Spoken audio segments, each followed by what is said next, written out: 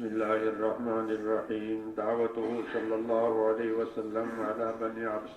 أخرج أبو نعيم أيضا من طريق الواقدي عن عبد الله بن وابس العبسي عن أبيه عن جده قال: جاءنا رسول الله صلى الله عليه وسلم في منازلنا بمنى ونحن نازلون بالجمراء الأولى التي تلي مسجد الخيب وهو على راحلته مردفا خلفه زيد بن حارثة فدعانا فوالله ما استجبنا له ولا خير لنا.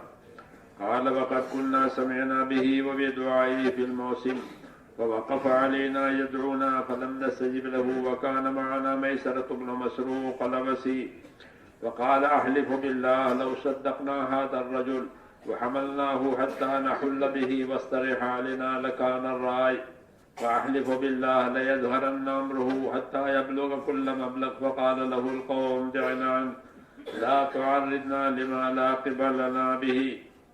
فتمع رسول الله صلى الله عليه وسلم في ميسرة فكلمه فقال: ميسرة ما أحسن كلامك وأنوره، ولكن قومي يخالفونني بينما الرجل بقومه فإن لم يعضدوه فالعداء أبعد. فانصرف رسول الله صلى الله عليه وسلم وخرج القوم صادرين إلى أهلهم فقال لهم ميسرة: ميلوا بنا إلى فدك فإن بها يهود نسائلهم عن هذا الرجل.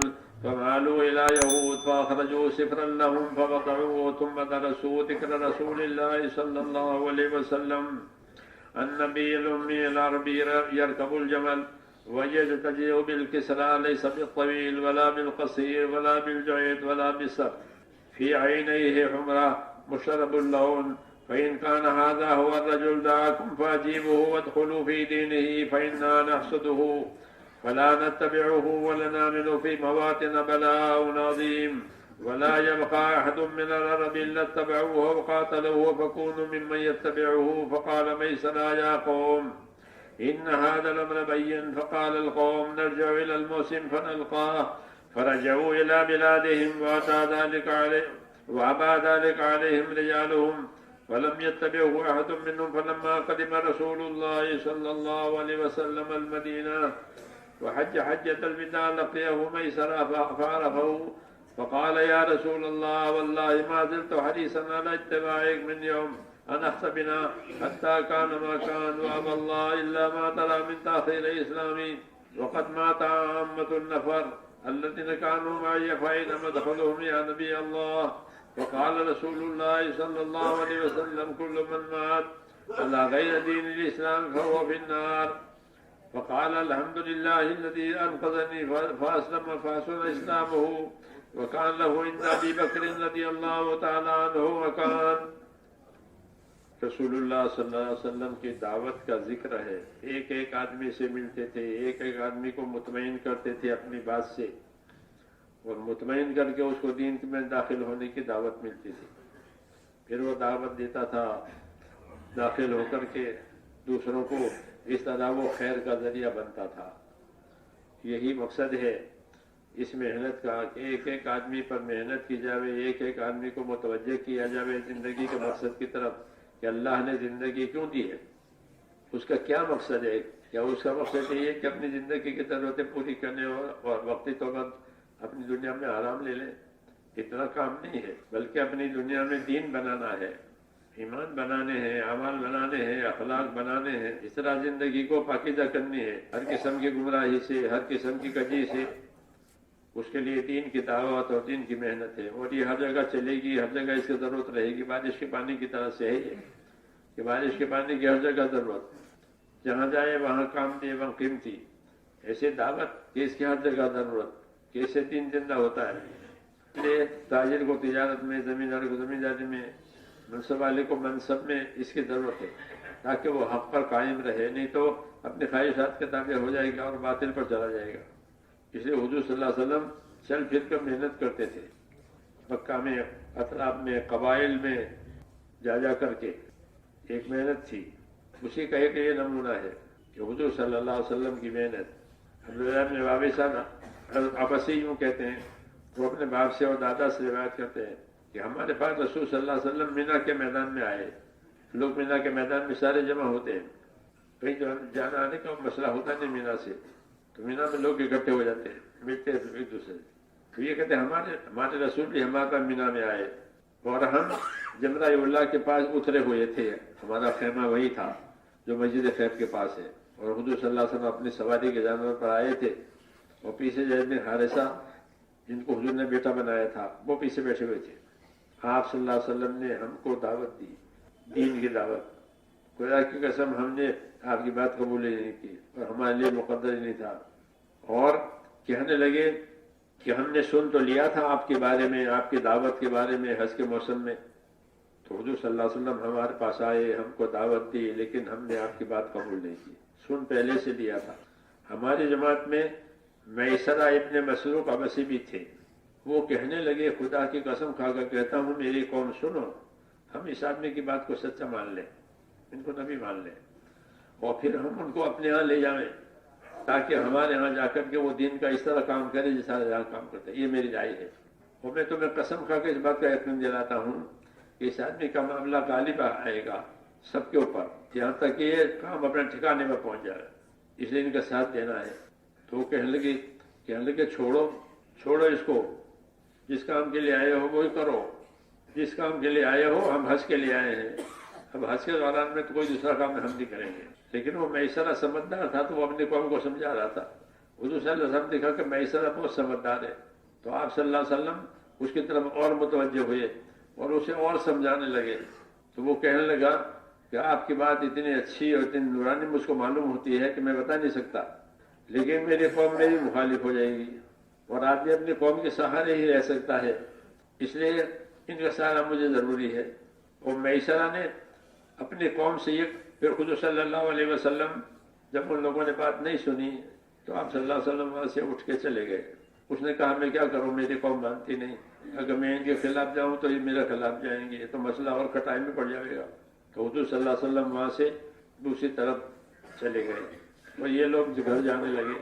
جب یہ گھر جانے لگے تو میسرہ نے ان سے یوں کہا کہ ٹھیک ہے گھر چلو, لیکن یہاں ایک شہر ہے فدق, وہاں سے گزرتے ہوئے نکل جائیں گے, کیونکہ وہاں یہودی لوگ رہتے ہیں.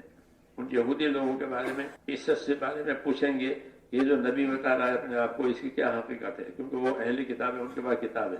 چنانچہ فدق کی طرف مائل ہوئے, وہاں پہنچے, کسی عالم سے ملے, یہودی عالم سے.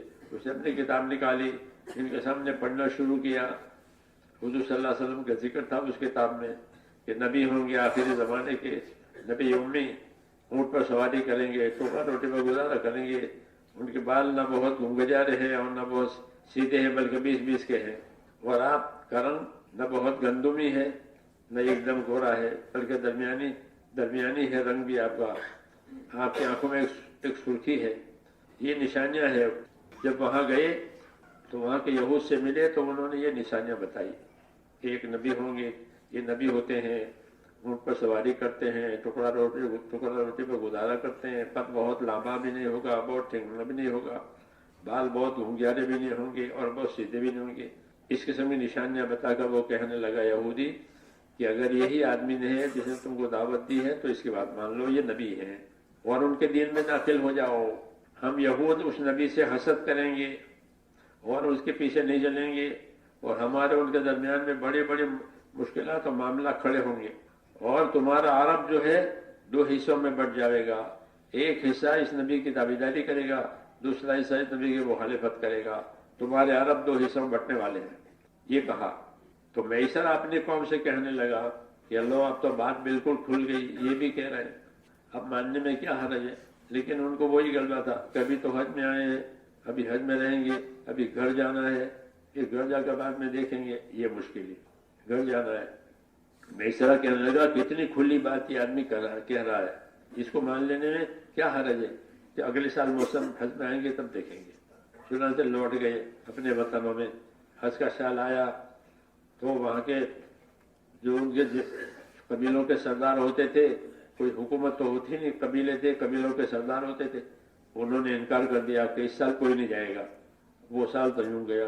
اس طرح ہر سال کوئی نہ کوئی رکاوٹ ان کو آتی رہتی تھی, یہاں تک کہ حضور صلی اللہ علیہ وسلم کی ہجرت ہوئی مکے سے مدینے کی, اور مدینے میں آپ کی مدت پوری ہو گئی, اور سن 10 ہجری میں حضور صلی اللہ علیہ وسلم حج کے لیے تشریف لائے. تو یہ میسرہ آیا وہاں سے اپنے وطن سے، حج کا اعلان ہوا تھا اس لیے، اور ملا حضور صلی اللہ علیہ وسلم سے، تو کہا مجھے پہچانا آپ نے؟ فرمایا ہاں پہچانا، تم وہی ہو، مینا میں ملاقات ہوئی تھی، ہم نے اونٹ بٹھایا تھا وہاں کہ ہاں۔ تو میسرہ کہنے لگا کہ جو ہونا تھا وہ ہو گیا، جتنے لوگ میرے ساتھ تھے حج میں اس عرصے میں وہ ایک ایک کر کے سب مر گئے، ان میں سے ایک بھی نہیں بچا ہے، اللہ نے مجھ کو بچا لیا ہے۔ تو میں یہ مسئلہ پوچھتا ہوں کہ جو لوگ اس طرح مر گئے ان کا آخرت میں کیا حال ہوگا؟ حضور صلی اللہ علیہ وسلم نے فرمایا جو ہمارے دین پر نہیں مرے گا اس کا ٹھکانہ دوزخ ہوگا۔ تو اس نے اللہ کا شکر کیا کہ اللہ نے مجھے بچا لیا زندگی دے کر کے، وہ اسلام لے آئے۔ حضور صلی اللہ علیہ وسلم کی زندگی زمانہ تو پورا ہو رہا تھا، اس لیے وہ حضرت ابوبکر کی صحبت میں رہے اور انہوں نے حضرت ابوبکر کی صحبت سے بہت اچھا فائدہ اٹھایا، ان کا وہاں درجہ بھی قائم ہوا۔ تو یہ طریقہ ہوتا ہے، ایک کام کو اگر لوگ ٹال دیں گے تو وہ ٹل جائے گا، چھوڑ دیں گے چھوٹ جائے گا، وہ کرنے پر آئیں گے تو ہو بھی جائے گا۔ انہوں نے ٹالا کہ ابھی نہیں اگلے سال، پھر اگلے سال، تو اگلے سال سال چلتا رہا، آخر میں ان کی زندگی پوری ہو گئی، ان کو موقع ہی نہیں ملا۔ تو یہ ہوتا ہے کہ دین کے کاموں کو جب سامنے تقاضا آئے اس کو کوئی ٹلاوے نہیں، ٹلنے سے ٹل جائے گا، پھر ہاتھ مسلتا رہ جائے گا، کوئی مدد نہیں کرتا، پھر حالت بری ہو جاتی ہے۔ اس لیے دین کے کام میں آگے بڑھ کر کے رہنا چاہیے۔ اللہم صلی وسلم وبارک علی نبینا محمد وآلہ وصحبہ اجمعین۔ ربنا اننا آمنا فاغفر لنا ذنوبنا وقنا عذاب النار۔ اللهم اقبل بقلوبنا الى دينك واقبل بقلوب جميع المسلمين الى طاعتك۔ ربنا آتنا في الدنيا حسنة وفي الآخرة حسنة وقنا عذاب النار، وصلى الله تعالى على